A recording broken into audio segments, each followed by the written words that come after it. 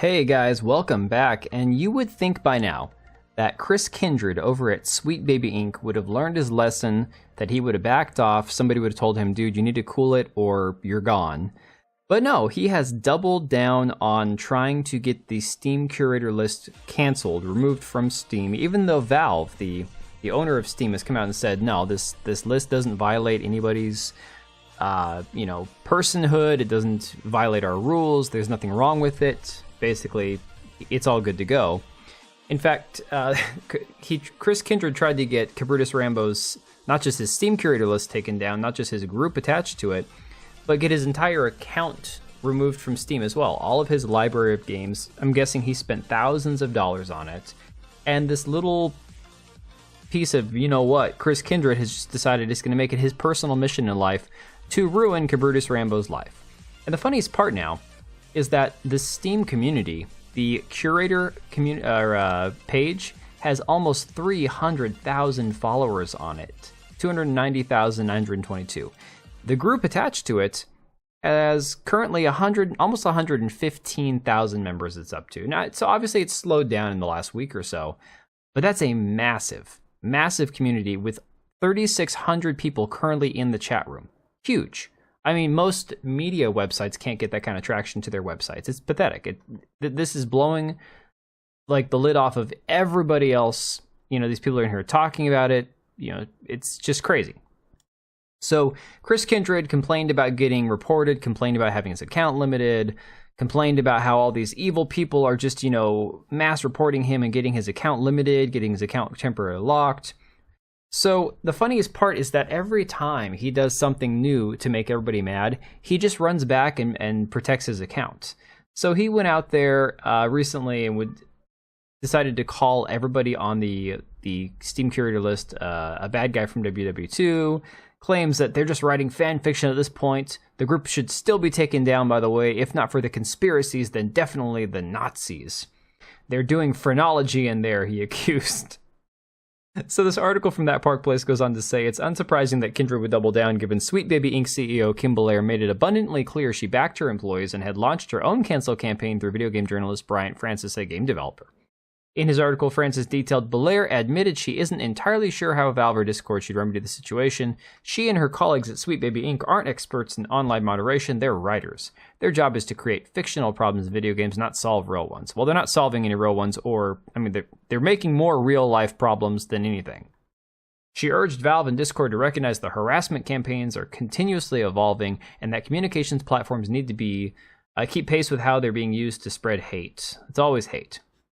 Belair then shared, it's clear that some kind of evolution is needed because this will only get bigger, and I don't mean for us. If this playbook can work as well now as it did 10 years ago with Gamergate, it's going to keep working in certain ways, and they will find something bigger and worse to do than this. No, they just want you guys to stop injecting your infectious ideology into every one of these games. That's all they want. So now what we're seeing, Chris Kindred, the Sweet Baby Inc. employee, who is still trying to get this Cabrutus Rambo guy's Steam page taken down, his account removed, is now going to Capcom to try to get Asmongold, the World of Warcraft streamer, removed from Dragon's Dogma 2 as a playable character. Well, not playable. So if you've never played Dragon's Dogma, the first one has these minion-type characters that you can either acquire throughout the game. I think you can actually customize your own. It's been a long time since I played Dragon's Dogma.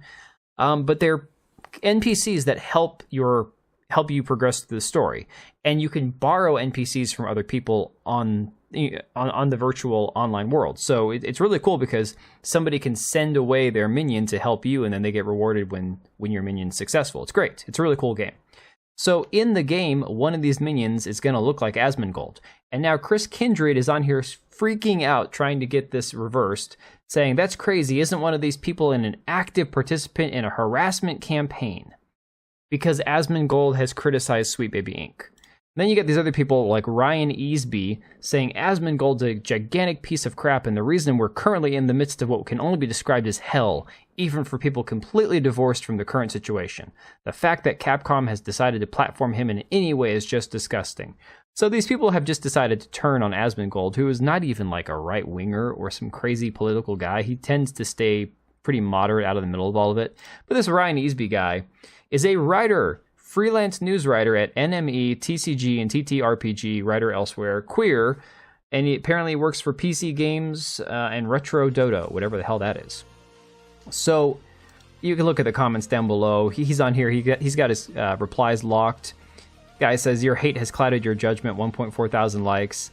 Sounds like someone has yet to encounter any real problems in their life, 1,000 likes. Maybe you should try crying about it more. So you can see why this guy locked his account. But this is just one more example of Sweet Baby Inc., the journalists, the online reporters, the people who aren't real people, at least they don't relate to the average person on a day-to-day basis, screeching about these imaginary transgressions, all this harassment and hate, when the majority of us just want to be left alone and want to have a good game to play. You know, that's really what it comes down to. It's all of this terrible ideology that they're pumping into these games through these consultancy studios, and people have just had enough of it.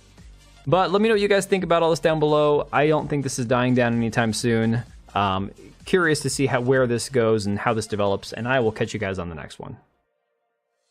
And if you made it this far, thank you for watching the video. We do have 2 channels, one for daily uploads, the other one for more of my live streams and hot takes. Links to both are down below, as well as the ability to join as a channel member for as little as $3 a month, and that'll greatly help us out. Much appreciated. We also have links to our Etsy accounts down below, as well as our website. We also have locals and Subscribestar. If you didn't want to support us on YouTube, you can support us through those. Thanks again for being here, and we will see you on the next one.